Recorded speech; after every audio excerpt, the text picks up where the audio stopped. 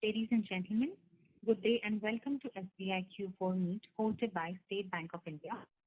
As a reminder, all participant lines will be in the listen-only mode, and there will be an opportunity for you to ask questions after the presentation concludes. Should you need assistance during the conference call, please signal an operator by pressing star then 0 on your touchtone phone. Please note that this conference is being recorded.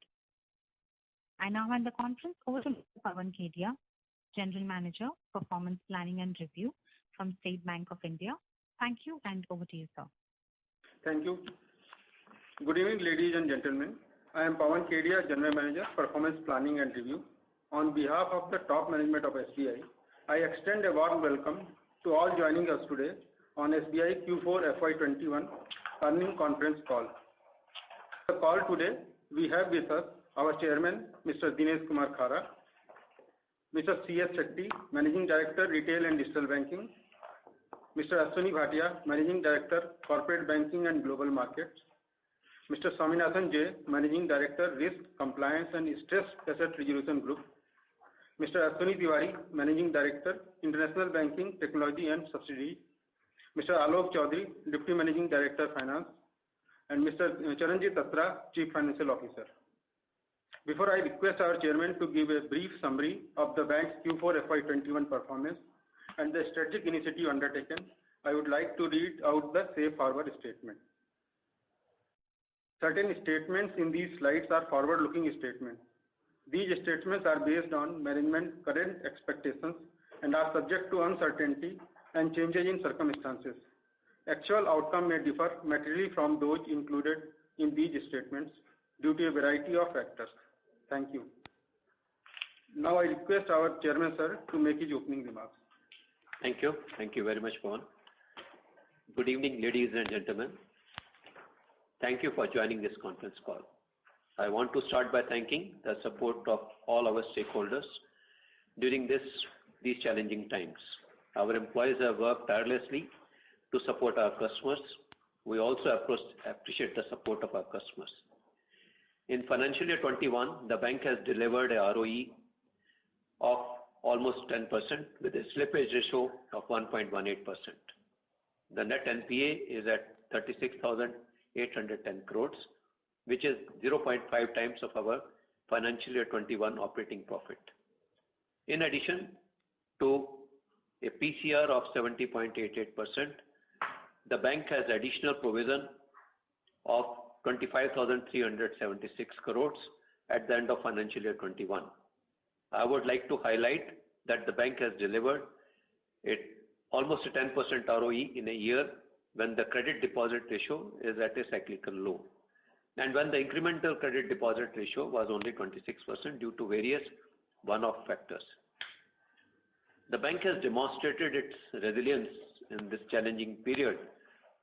In the long term, the commitment of the management remains to demonstrate that this institution can deliver sustainable ROE of 15%.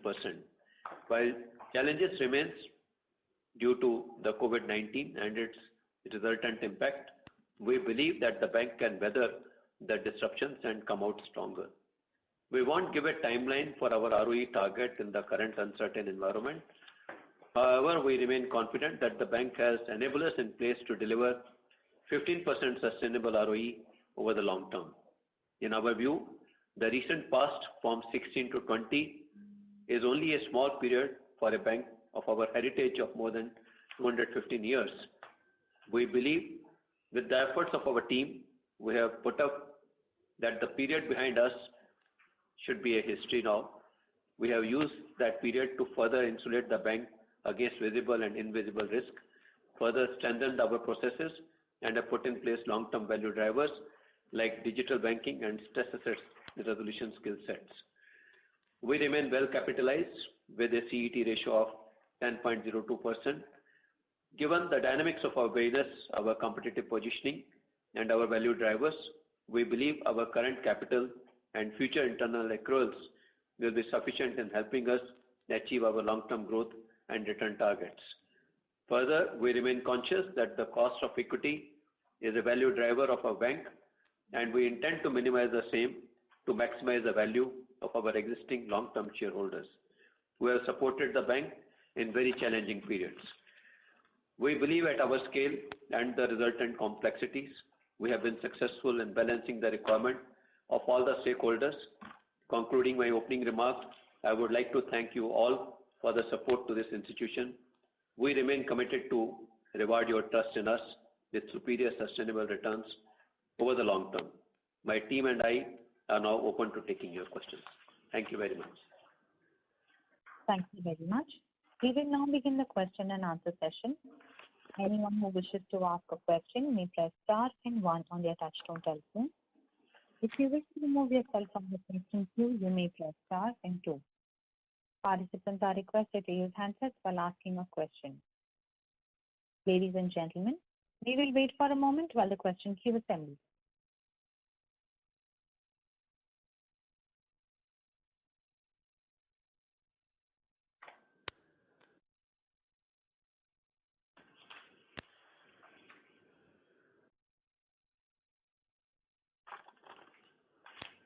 The first question is from the line of Madhu Patajania from Elara Capital. Please go ahead. Congratulations. My first question is on your interest reversal. So what was the total interest reversed in Q4, including interest on interest? Yeah, as far as the interest reversal is concerned, we reversed about 2,127 crore during the quarter, as the pro forma NPA of previous quarters was stamped as NPA. So, and also interest on interest component is somewhere around 830 crores. Okay, so both together around 30 billion. Yeah.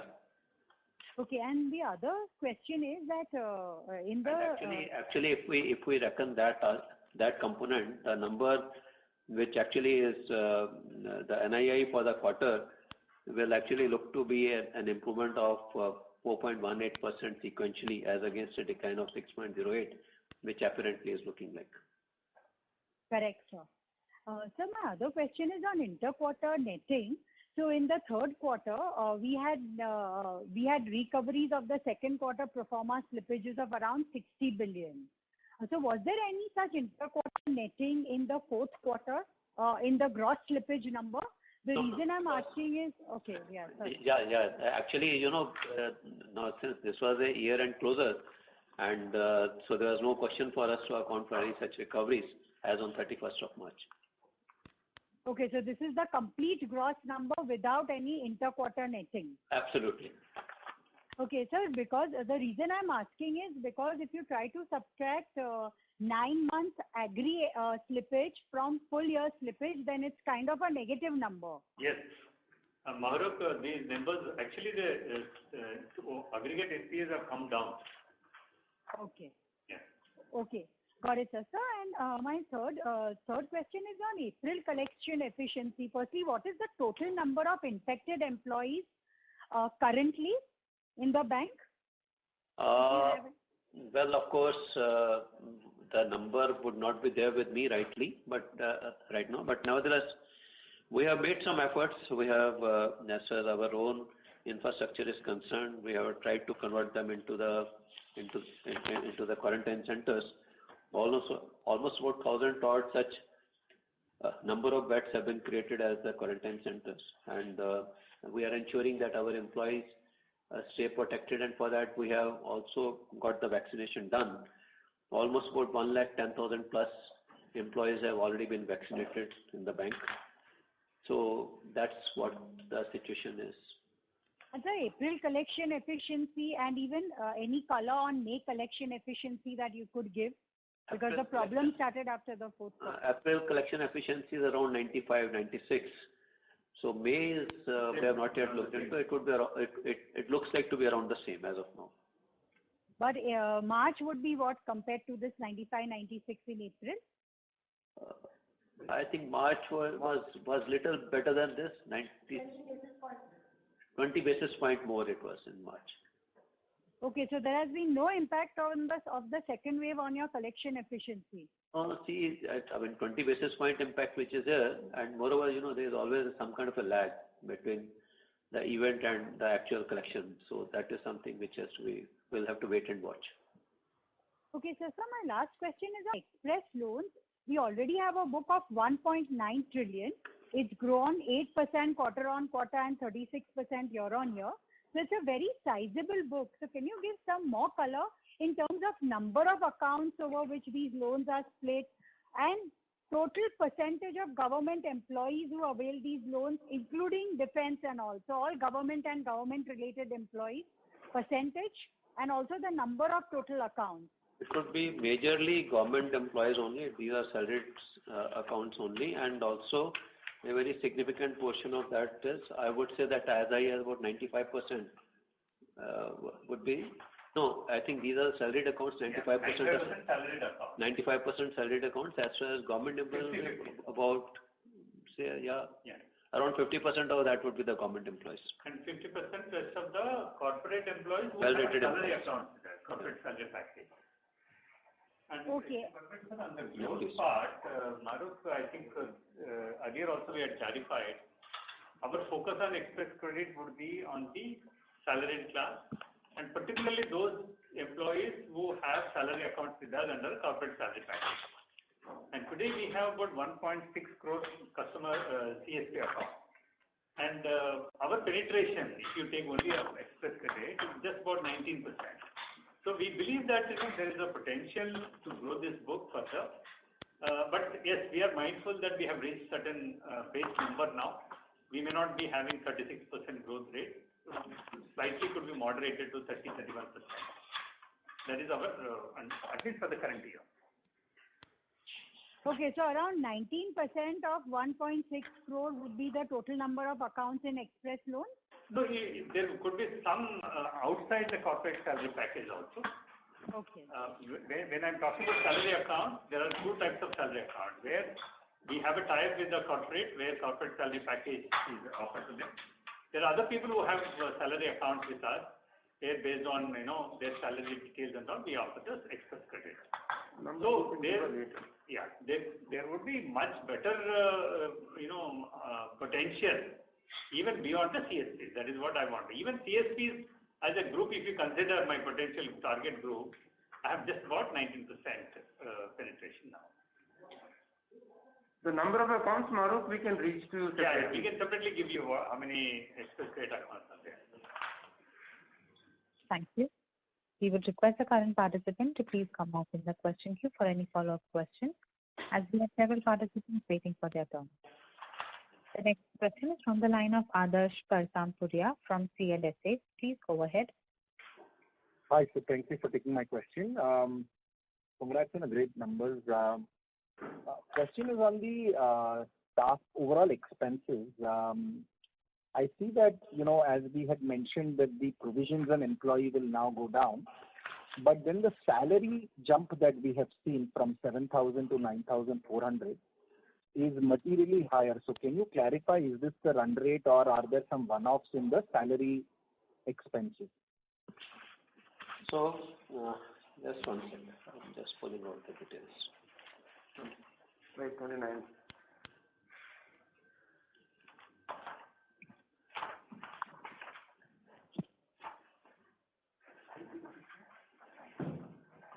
Yeah, when it comes to the salary is concerned, as one of course,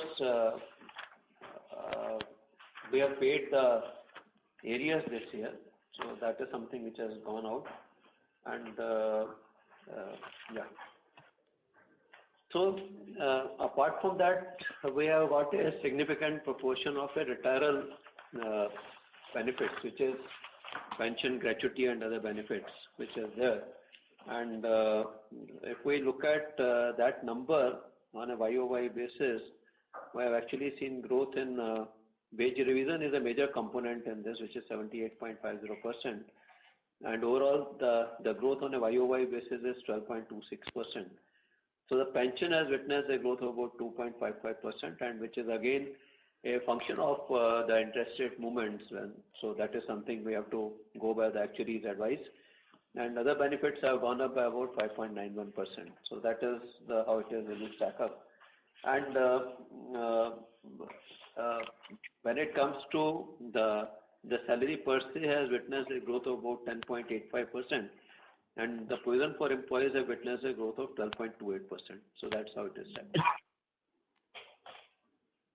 But sir, I just stick to, if you break up the staff expenses, again when we try and do that, the core cash component of salary moved up from about 6,900 crores to 9,400 crores, so 2,500 crore jump.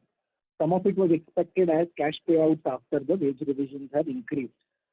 But I believe this was not the increase that was expected, right? So I think if I remember correctly, in the last quarter it was indicated that we'll see 1,000 odd crore quarterly increase in the salary number. So I just curious if there is anything more, or should 9,500 be the cash salary component going forward? It is in quarter 4 the arrears got paid. Quarter 4 we have paid the area, so I think it would have some kind of a carry forward in terms of if at all provisions would have been short or something, that would have been accounted for. What, 1,500 crores? So on an average, the increase in salary bill is expected to be around 1,500 crore. For a quarter? For a quarter. Got it. As compared to what it was in the past.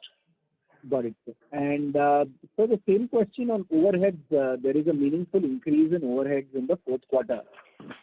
We usually had a very tight leash over the last few years on the overhead number. In this quarter, that kind of jumps, if you can just explain that as well. Yeah, sure. In fact, as far as overheads are concerned, the major jump is coming from the DICGC premium, which has gone up because our deposits have gone up and the DICGC premium rates have also gone up. So that is the reason why there is a growth in the insurance component, which has gone up from 3,213 crore in the previous year to 4,348 crore. The other important area where it has gone up is business acquisition and development, which is essentially our BC related expenses.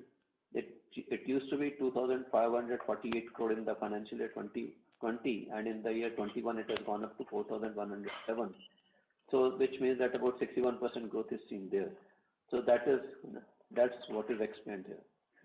And just to understand this better, the full year impact of higher ECL, this premium in insurance, deposit insurance, has come in the fourth quarter only. All of it gets paid in this quarter, is it? It could be as and when the charges went up this year, but which at what point of the year? DIC premium is paid half yearly. It's twice a year. So you will see the impact in September and March.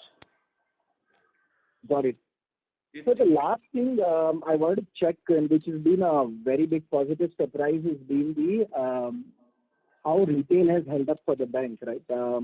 We've made a point over the last few quarters as through COVID that a good part of our book is salaried to government employees, but in spite of that, the quality of the book has been, 0.4% slippage in a pandemic year is extremely strong numbers. Just wanted to understand, would you consider this a sustainable trend, or how should one look at it? Because this is, you're already very good on retail asset quality, and this year in a pandemic, it's been even better. So if you can just throw some light on that. Of course, when it comes to slippages, partly it is a function of the underwriting, and second, it is also a function of the effort to recover. So I think when it comes to underwriting, we are not likely to dilute our standards. So that is something which will give us the edge, and going forward, we'll certainly maintain our efforts for the recovery also, as we have been doing in the past. So I think going by these two major components, we hope that we should be in a position to maintain this quality going forward also. Perfect, sir. Thank you and all the best. Thank you. Thank you very much. Thank you. The next question is from the line of Nitin Agarwal from Motilal Oswal Securities Limited. Please go ahead. Yeah, hi. Thanks for the opportunity. A few questions. Firstly, again on the OPEX, when you aim for 15% ROE, what levels of cost income on cost to asset ratio are you looking at in the medium term? Well, I have been maintaining that, there are certain cost rigidities which we have in our system. We'll have to live with those rigidities, but nevertheless, income is something which is a major focus for us, and we have already started working on it. And hopefully going forward, maybe in 6-8 months' time, you will probably get to see some kind of an improvement in the income lever, which will help us in reducing our cost-to-income ratio. Ideally speaking, we would like to bring it below 50 and would like to keep it at below 50 levels. Okay. And secondly, sir, on the cost of deposits, while cost of deposits has been coming off every quarter, but this time the decline is a little more moderated. So, but our cost of deposit though still remains higher than some of the other large private banks. So, what is the reason behind this, and what sort of repricing benefits are we expecting here over the next couple of quarters? See, as far as cost of deposit is concerned, you will have to probably acknowledge the fact that when it comes to India, there is deposit is a major source for many of the retirees also when it comes to their income flows, and it is always a function of the inflation also. So I think for all purposes, we have come to a situation where, to my mind, as far as deposit rates are concerned, they have already bottomed out. Perhaps it may not go down any more. But when it comes to franchise value, we have to keep that in mind, and we have to also keep in mind the overall of a very large community of the depositors who are actually retirees.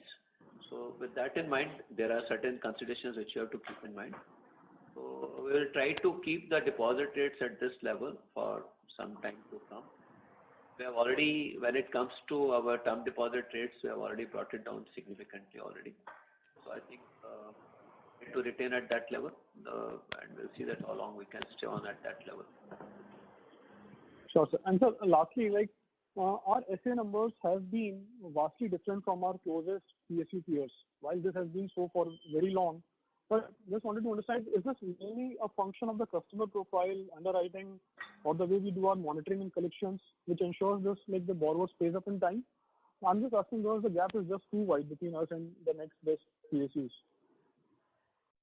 In terms of asset quality, you mean the retail asset? Yeah, on the SMA numbers. SMA numbers, okay, SMA numbers, yeah, sure. Yeah. Just one sec. No, SMA numbers involve a very, very, very close follow-up, and it involves a follow-up at different levels. So we have the follow-up teams which are there in each of the circles when it comes to retail. And in fact, in the large corporate book, we don't envisage much of a challenge. But nevertheless, in the retail, particularly in agri and SME, we have a situation where we ensure that people in the circles are in a position to follow up and ensure the upgradations of SMA 2s. But sir, any reasons that comes to your mind why the difference is so big between us and the next PSU peers? See, will not be in a position to comment about other PSU peers, but nevertheless, we are making all possible efforts to see that we contain these numbers and bring it down at the so which essentially means that a close follow-up is something which is very very much integral part. Sure, sir. Thank you so much. Thank you. The next question is from the line of Suresh Ganapathy from Macquarie. Please go ahead. Yeah, thank you. So two questions. One is RBI had recently fined SBI for payment of commissions to employees. Can you just highlight what exactly was the issue? That's one first question. And the second is on growth, credit growth. I mean, how much of, sir, do you think this is a demand versus supply issue, in the sense that are banks like you becoming a bit more conservative and therefore not willingly disbursing credit? And also, is it a function of the fact that demand is very weak in the economy and therefore the credit growth is so weak? Yeah, thank you, sir. Right. The first question relating to RBI fine to bank for giving commissions to employees, I think that probably needs to be clarified a bit. We are the corporate agents and are distributing products of our JV companies, and in lieu of that we get the commission, corporate commission, and out of the corporate commission we have got a system in place where we are incentivizing our employees, and that incentivization is not only for marketing of these joint JV products only. That actually is a very comprehensive matrix which we have, which covers the bank's own product recovery efforts and also third-party sale, which is actually our JV products. So based on the evaluation through that mechanism, this kind of a incentivization used to happen. Nevertheless, since the regulator has fined us, we pleaded before the regulator, but nevertheless they decided. We have gone ahead and paid for that.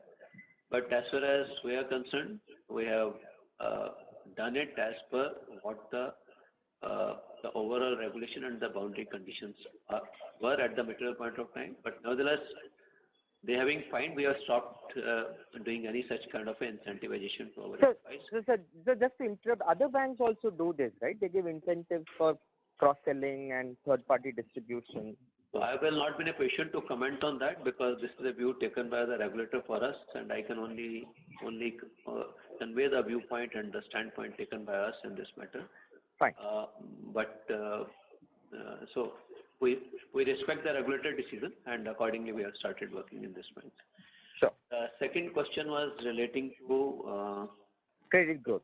Yeah, credit growth. See, the credit growth, I would like to mention here the corporate credit growth almost about we had unutilized lines to the extent of 70% in the working capital, and also when it comes to the term loans which you had sanctioned, almost about 28% of the term loans were not disbursed. So when it comes to utilization of lines, to my mind, it is a function of the demand, and as when the demand picks up, the corporates also start availing these limits. That is one factor. The other very important factor is, as far as large corporates are concerned, they have got options available to raise money from the debt capital market and the equity capital market also.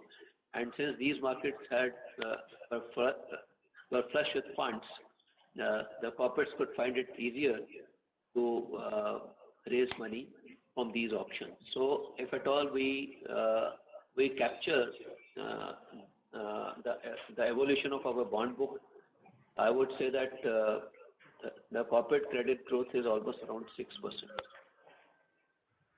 Okay. Thank you. Thank you.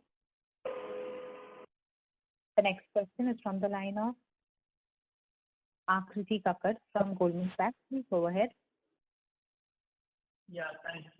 Good evening, sir, and everyone. I hope you all are staying safe. So first of all, congratulations to you and your team for doing the asset quality. I've got three questions. If you allow. The first one is on the Mr. Kakkar, we would request you to please come off speaker. We are not able to hear you clearly. Is it better? Yes, you can go ahead. Better. Yeah. Okay. Thank you, sir. So, sir, first on the potential restructuring of loans, which RBI has allowed. What do you think? I mean, what could be the potential, pool of restructuring that we need to do, particularly in the MSME portfolio? I think we'll have to wait and watch for some more time to come, because what our last year's experience is, when it comes to restructuring book, we had a total restructuring applications worth about 17,852 crore. So how will the corporates or maybe the SMEs will really respond? We'll have to wait and watch. But nevertheless, we are in readiness to offer them the support if at all they need it. And we have already put in place the structure. The policy is already approved and also put in place the structure. We'll be reaching out to all those who are eligible through various SMSs and emails, etc. And based on their response, we'll be in a position to take stock of the situation. So we are about to begin that particular stage. So it is too early for us to visualize what is the likely book which will go through a restructuring. Okay. But sir, if you look at last year's experience and this number of 18,000 odd crores, how much of this would be on account of MSMEs? And I guess we had also done it last year, also something because this SME restructuring window has been there for some time. Last year, out of the 17,852, about 2,000 odd crore was an SME. So, but the last year and this year situation seems to be a little different. But I think we'll have to wait and watch, because normally what happens is that SMEs are also very mindful of the fact that if at all they avail the restructuring, it will have an impact on their ability to raise resources at cheaper rates. And so I think we'll have to wait and watch and see that how situations are, and maybe then only we'll be in a position to give some kind of a color on that. Got it. Sir, this SMA 1 and 2 data that you give, which is for loans more than 5 crores, would you also be able to share some sort of a DPD breakdown for the retail and the MSME portfolio less than 5 crores? I think below that would be the collection efficiency should be a good indicator. I don't think we will not be in a position to share below that, below 5 crore. Collection efficiency being around 95-96% could be a derivative number which can give some kind of a color on the book. And also, just to support what Mr. Khara is saying, our collection efficiency is based on the fact that we consider 7-day overdue DPD. to 89 DPD. So the whole gamut of DPD is covered in this one single number what we are giving, and also it covers across the business segment. So I think that's a better indicator, as you said, instead of actually getting into the DPD. And we've been consistently giving this number every quarter. Just to understand, so you're saying this is 95-96% is based on 89-day DPD? No. As in whatever account is 7 days to 7 days. 7 days to 89 days. 7 days to 89 days. Yeah. Okay. And this would also include agriculture, I guess. Other than agriculture. Other than agri. Other than agriculture. Okay. Agri is a seasonal repayment. Yeah. Whenever there is a harvest, then only there is a repayment. Yeah, crop cycle. Sir, one more question on the NARC, which has been operationalized as the media articles. Can you share with us what would be the broad contours? How much of portfolio that you will look to transfer? I guess you're already carrying provisions, so will you need to take any more hit, or there will be recoveries, cash recoveries in the back of this? Any color you can share on that? We are in the process of finalizing the accounts, but as far as any more provisions to be taken, I don't expect. That is one. But yes, of course, we'll certainly be transferring the accounts, and we are quite convinced with the concept, and we are quite hopeful that it will be a very positive development when it comes to the resolution of the stress assets in the economy. Got it. So I've got one more question, but I'll come back in the queue. But if you allow me, I can ask. Yeah, please go ahead. Yeah. Sure. Sir, this is with regards to the investments in technology. So, based on the NPCI data, our technical decline seems to be on the higher side compared to the peer banks. How would you view that, and would it mean that we need to up our investment significantly in the technology side, including hardware and data centers, etc.?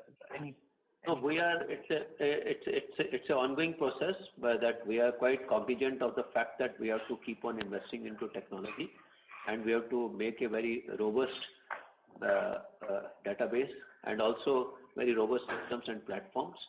That is something which we are quite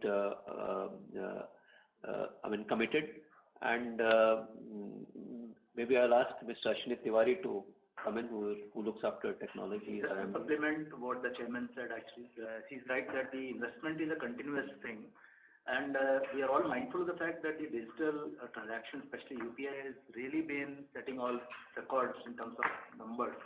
So therefore, there was a lag of investment in the infrastructure, which has now been done. And if you notice the latest figures which have come out in February and March from RBI, there technical declines have come down significantly from what they were in November, December. So the improvement has already taken place, and we are hopeful that with this continuous investment and monitoring, we'll be equivalent or better than the peers.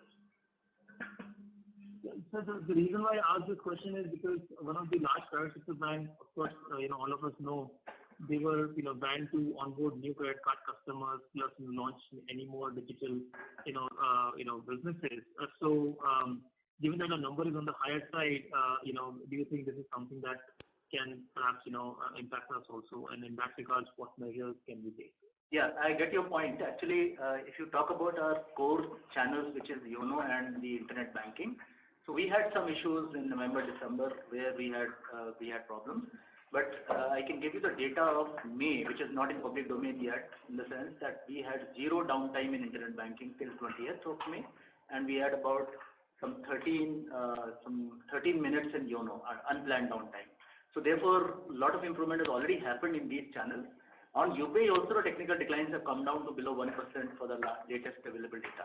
So we have seen improvement. Of course, we have to see whether this sustains. So we are continuously working on this, and hopefully we will not have an occasion where... Our effort is to ensure that it remains sustainable, and whatever we have done in the recent past was strengthening these delivery platforms.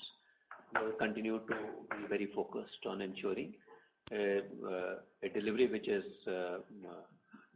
without any disruption. Thank you. We would request the current participant to please come back in the question queue for any follow-up questions. The next question is from the line of Mahesh MB from Kotak Securities. Please go ahead. Good afternoon.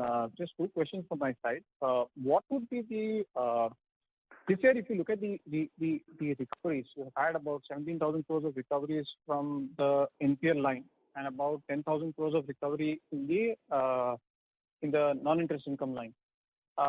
If you could just give us some color outside of the one NBFC which is sitting there, what are you seeing in terms of your recovery from the NPL/written off pool?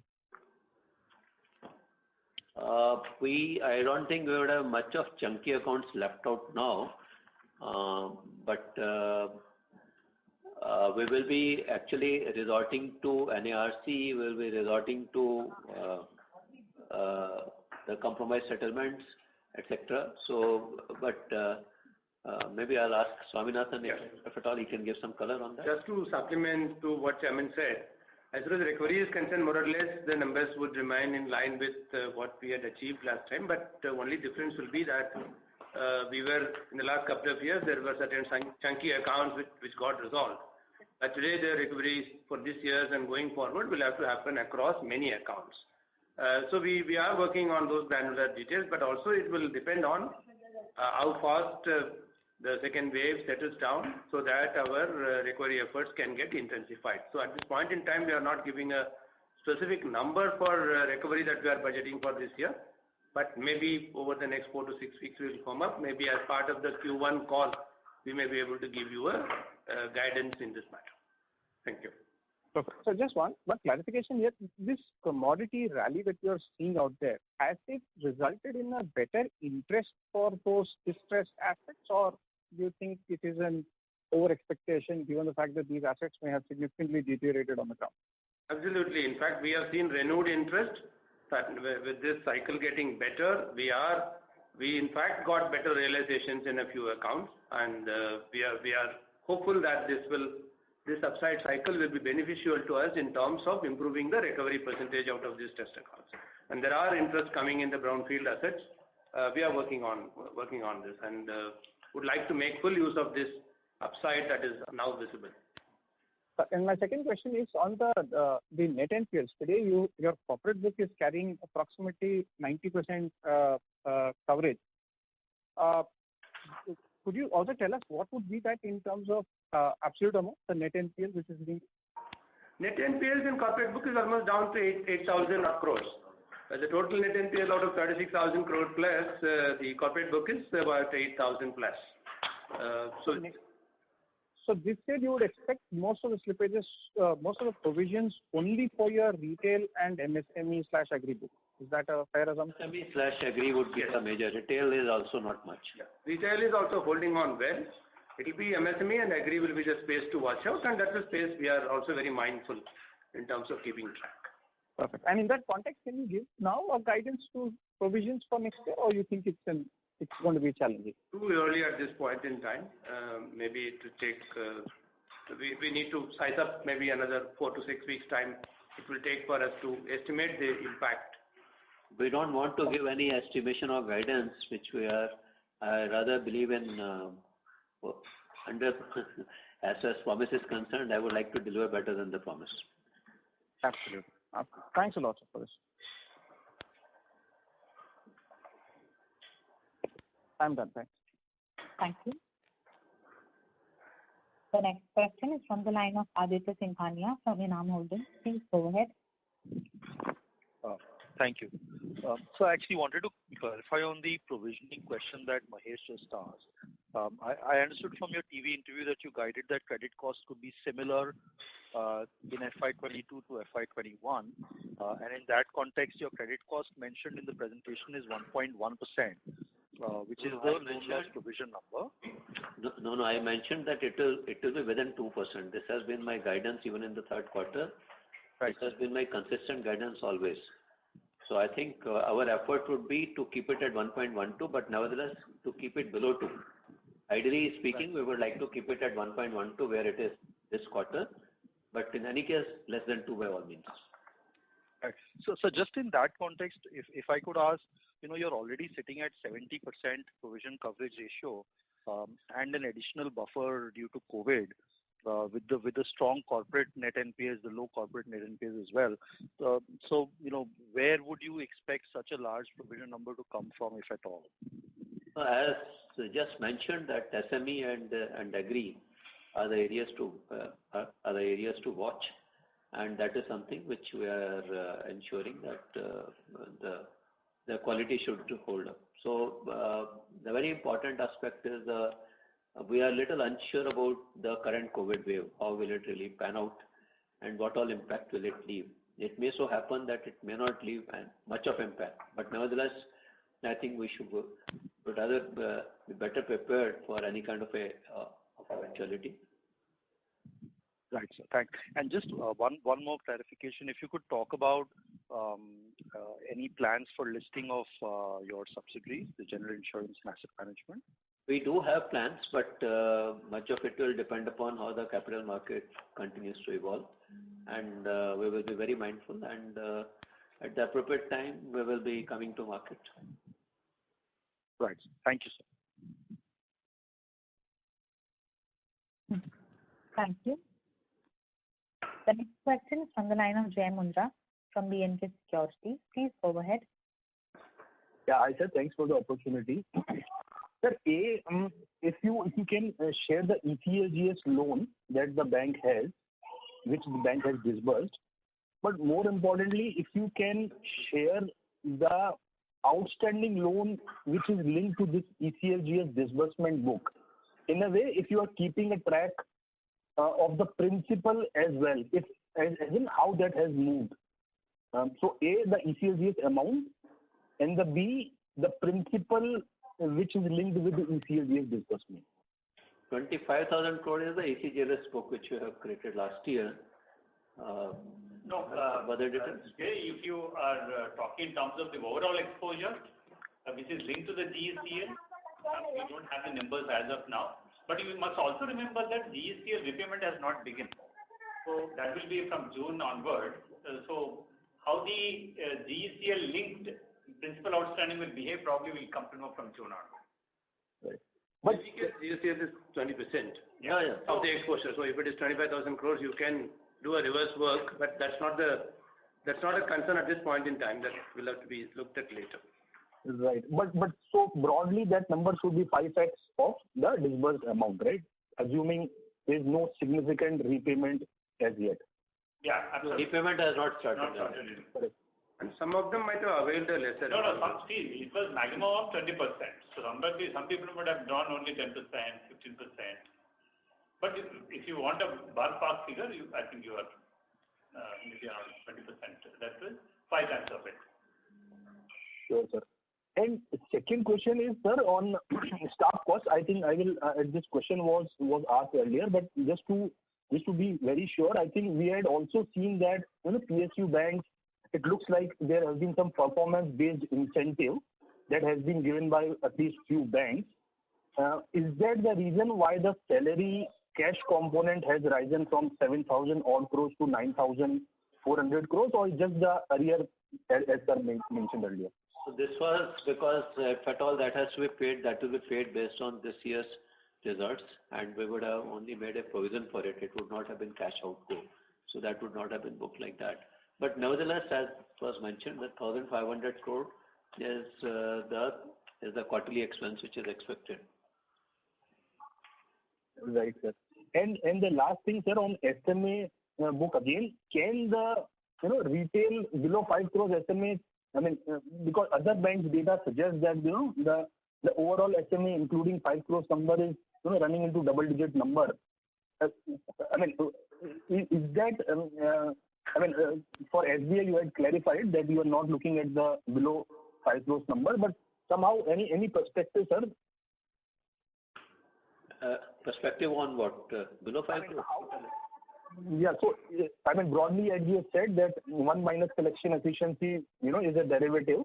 But just to be confirming that it cannot be a double-digit number, right, for SBI? It's not.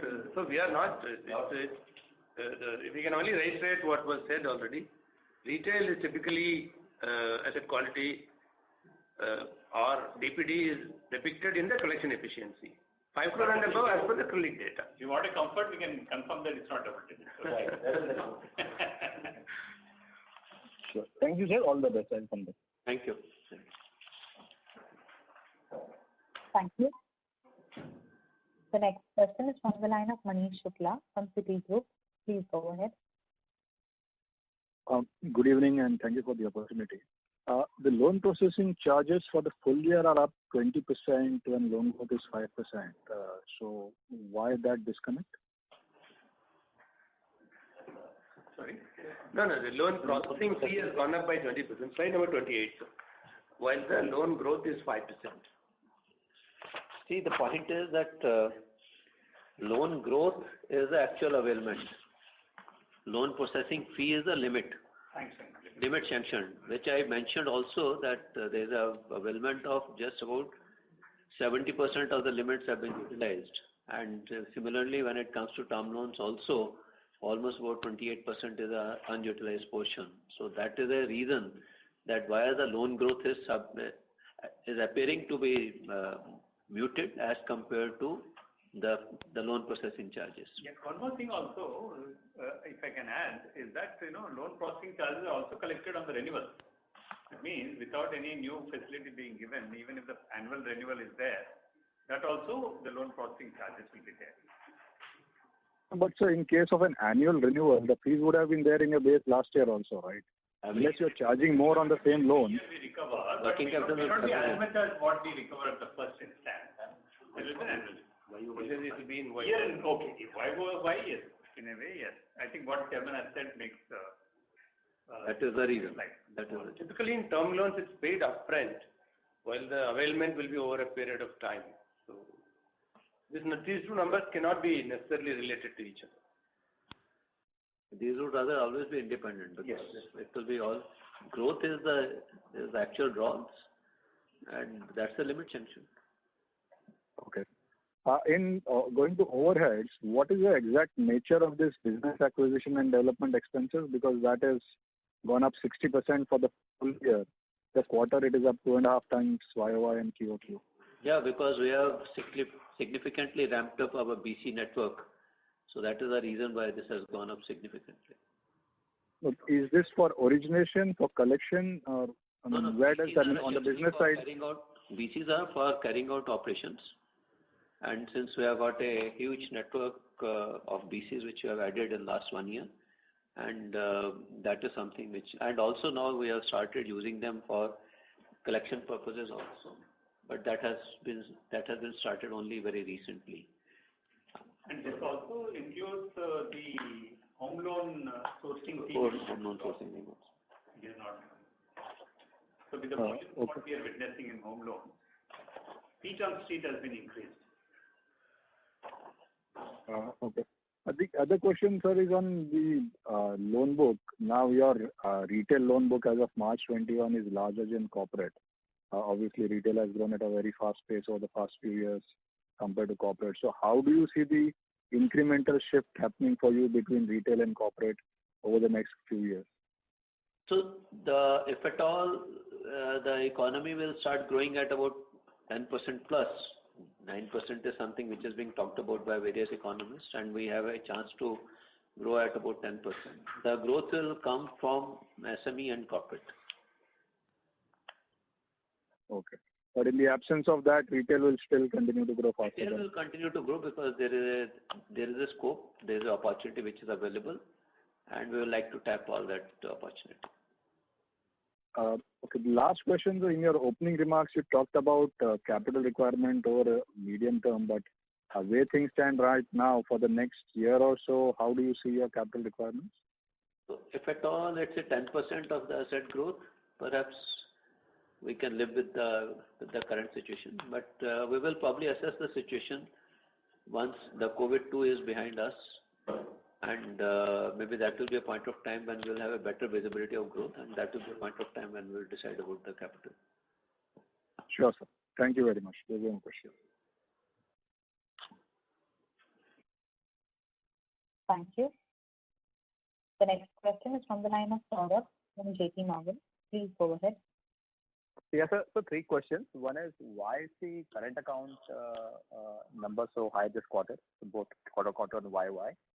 The second is, on this provisioning slide, on the standard asset provision, there is this 4,900 crores of other provisions, in the standard assets. What does it relate to? And generally, do you have a policy on how will you draw down on your standard asset provisions? Can we expect a drawdown in fiscal 22 against the SME slippages? And thirdly, can you just quantify the technology spent in the bank, both OPEX and CAPEX? Thank you. Sure. First, I will take your question relating to this current account. Current account, we have opened, there was a sharper focus on opening up new current accounts in the bank, and that is something which has paid off in a way, and we have seen the kind of growth which you have seen. The second question was relating to, can you please repeat the second question? Sir, this was on the 4,900 standard assets, standard assets provision. And the policy. Yeah, standard asset provision, actually, we have got we maintain 0.25% of our standard asset as a provision. So that is something which is there. And to use that, if at all those standard assets turn into impaired assets, then only those provisions are used, otherwise it remains as it is.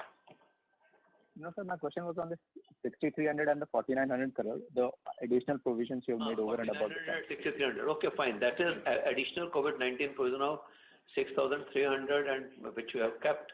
That is essentially to meet the contingencies if at all it arises now post-COVID-2. That is one. And 4,900 again, they are the other provisions. Specific standard provision plus the restructured provision to be kept on the COVID restructuring that is implemented so far. So, okay, so the weak standard assets plus the restructures. Yeah. Standard assets, as per the regulatory requirement, various rates are maintained. We also maintain certain additional provision in respect of sectors identified as stressed.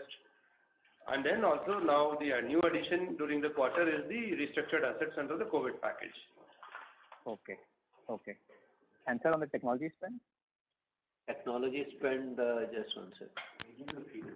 Yeah, we will give you the figure. Give us a few minutes, we'll just get the figures. Okay, sir. And just on this current account one, sir, was there a benefit because of this RBI circular in October? Or? No, not really so. Not really so. It was essentially effort which was initiated for some time. And we have strengthened our CMP also, cash management product facilities which we are offering. So current account is a function of various add-ons. That is something which we are offering. Okay, thank you, sir. Thanks, sir. The next question is from the line of Ashok Ajmera from Ajcon Global Services. Please go ahead. Good evening, sir. Please accept my compliments on the fantastic number of results. In fact, you have brought the whole sentiment in the entire banking stocks and the financial stocks up today with his kind of result with the NIM going 3.26, CAR is 13.74, handsome profit, good ROA of 0.48%. So my compliments to the entire team. Having said that, sir, I have got a couple of information points and some data points. Sir, in our note number 13, 830 crore is the interest reversal as per the Honorable Supreme Court's order. So this entire 830 crore has been in this quarter only naturally because the order came in March 21. So it means the interest which was charged up to the last quarter, that is December quarter also, everything has been reversed now in this quarter, isn't it? Yeah, that's right. Apart from that, there is unrealized interest also, which is about 2,100 crore, which was also reversed. Yeah, so that is again, in fact, a plus point as far as this quarter. Otherwise, the results would have been. Yeah, I will give you the number. Interest reversal was 2,127 crore during the quarter. Okay. Apart from 830 crore, which was interest on interest component. It is on interest. If we factor in that, then the NII for the quarter has improved by 4.18% sequentially instead of a decline of 6.08%. All right, sir. Sir, this RBI has recently announced one COVID loan scheme, of 50,000 crore for taking at the repo rate and then getting that benefit of 0.40, 40 basis point if you again put the money back to the extent of the loan given. So whether the bank has come out with its policy for this COVID loan for the medical purposes, and if yes, whether it is implemented and how much has already been sanctioned under this scheme, or what the bank plans to do for the remaining period. Ajmera sir, first of all, thank you very much for your compliments. And now the other pieces relating to this health infrastructure related COVID book, which is expected to be created, and internally we have thought of that we can create a book of somewhere around 10,000 crore. We already have got some exposure to pharma sector, which is to this extent already. But we will be very aggressively supporting the hospitals and nursing homes for augmenting their oxygen facilities. Yes. And also in the pharma sector also, if at all there would be demands, we're more than happy to support their initiative. Would you be considering the NBFCs also for the onward lending to the in this particular area?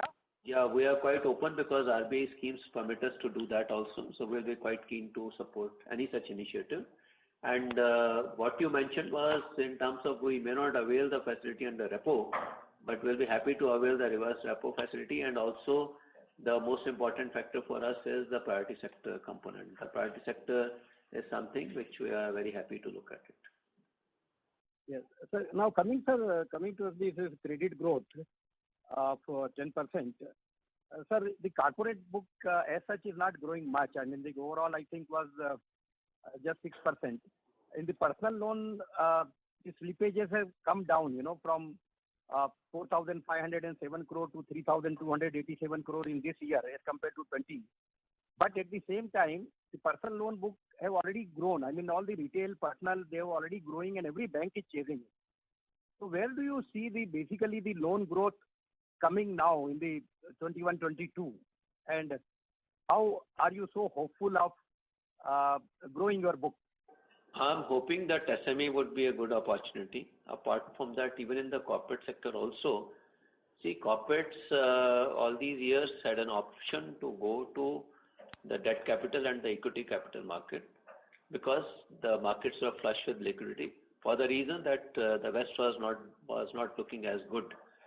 Now, having seen the fact that in the West practically all the economies have vaccinated themselves well, so I expect that there will be huge growth opportunities there. So perhaps some money which used to flow in here, it may not be available. So that kind of a liquidity may not be available in the system, and corporates might come back to the banking system for drawing the funds. So that is how I look at it. Thank you. We would request the current participant to please come back in the question queue for any follow-up questions. The next person is from the line of Nilanjan Karfa from Nomura. Please go ahead. Thank you, sir, for the opportunity. Probably a repeat of few questions. So on the AUCA this quarter, can you confirm that we basically took in the Bhushan recovery, is it? Bhushan recovery was 4,032 crores, 403. Correct? Accounted for in this quarter, right? Yes. Yes. Okay, good. And just small clarification. So in the note 17, that table is basically what we have implemented, right? And what is under application is that 17,000 crores. So that's a broad difference. That's 2,215 is implemented. Correct. And related, sir, I mean, you have already talked about the wave 2 impact and, that you don't want to hazard a guess. I guess I can understand it. But, every news flow does seem to suggest that, tier 3 onward, the impact has been particularly, severe. Any initial feelers you have, in terms of, while it's such a humanitarian crisis, but any initial feeler about, can things, specifically that agri and agri-related retail, can that get really bad? And in that context, I mean, we had such a great performance. Why are we just carrying, about 60 basis point additional, other than standard provision, just a 60 basis point additional provision? Should we not have taken in maybe another, 50 odd basis points? I mean, it would have, given a lot of confidence around the balance sheet, so. No, see, the point is that the wave 2 is a bit of an uncertainty which we are living through.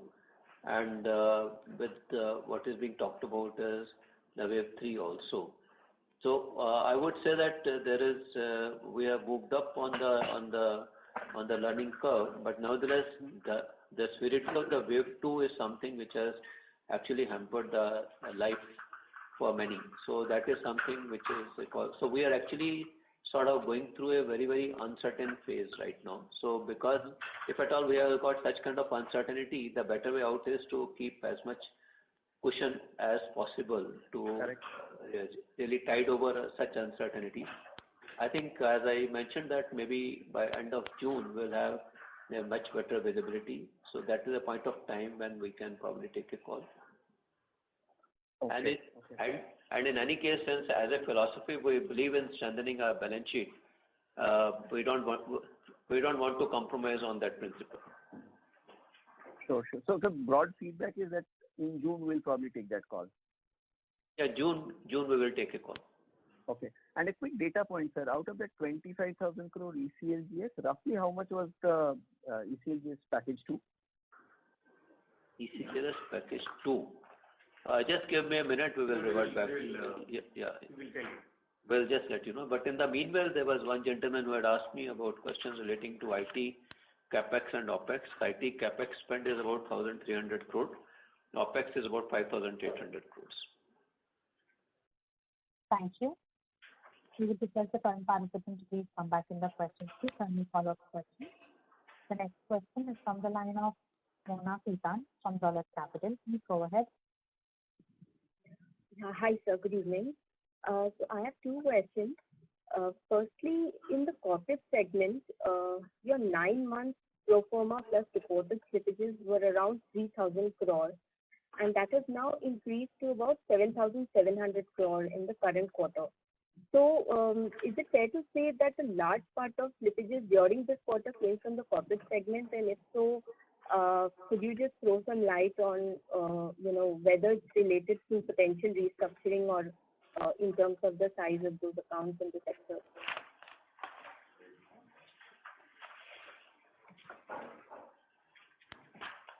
Can you please repeat your question? Yeah. So when I look at your 9 months pro forma slippages for corporate segment, pro forma plus reported slippages, they were about 3,000 crore in the last quarter, and that now increased for the corporate segment to about 7,700 crore. So an addition about 4,700 crore in the corporate segment this quarter versus total slippages for the quarter at about 5,600 or thereabouts. So essentially, a large part of slippages during the quarter have come from the corporate segment, so just some color there.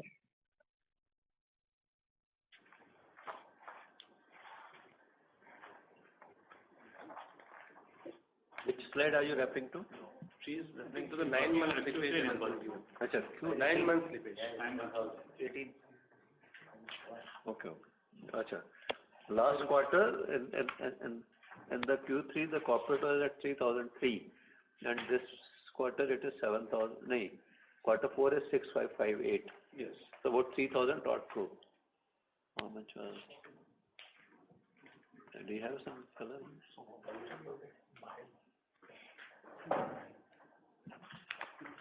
I think we'll have to look into that, and as of now, we'll have to look into what are the accounts which have contributed to this. But though normally we don't give specific accounts, but nevertheless, whatever was there, we have already taken care of. But nevertheless, I don't have the ready information on this. Okay. And secondly, on the restructured book, so we have a restructured book of about 18,000 crore, including potential restructuring. What is the kind of provisions that we hold against this? For restructured book, our requirement would be, we would be holding 15% provision. No, the note number 7, already restructuring implemented, note number 17 carries the restructured book as well as the provision. 1126 against 6,125.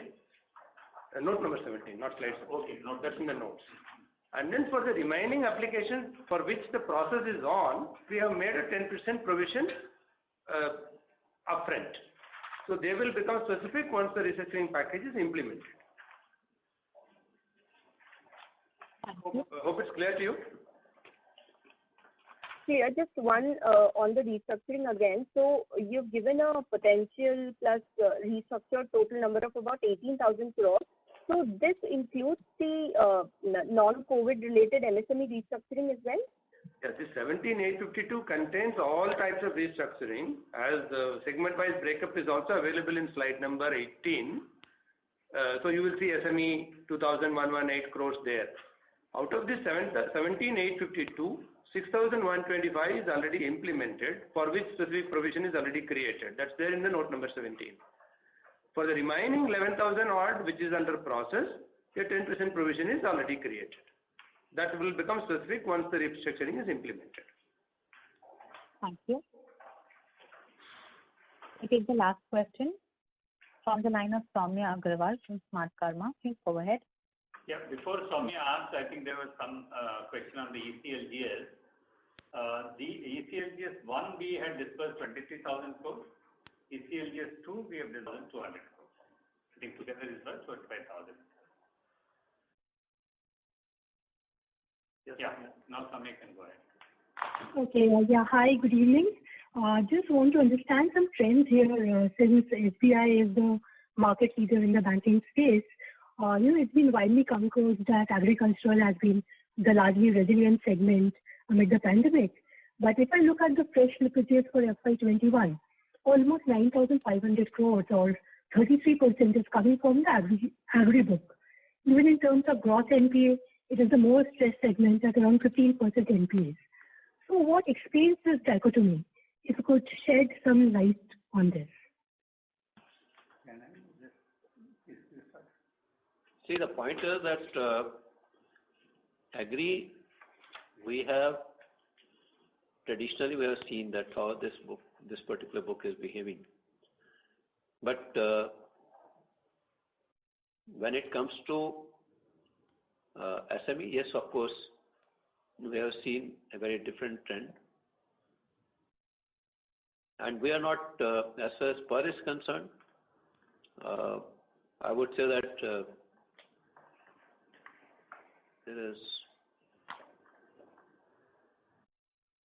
the trend is more in line with what we have seen in the recent past. But maybe I'll request Mr. Shetty to have better color on this. Yeah, I think your question, last quarter also, I think many of the analysts have asked if the rural economy is doing very well and how is that agriculture book is. If you see, much of the slippages have happened in the first two quarters in the current financial year. We have also explained that the agricultural slippages happen for non-renewal of the crop loan. So when you don't renew the crop loan, it will be classified as NPA. First 2 quarters we were not able to do, the slippages have been higher. Subsequent 2 quarters, not only that, when the lockdowns have lifted, our people were able to approach the villagers, farmers, and the renewal percentage has gone up.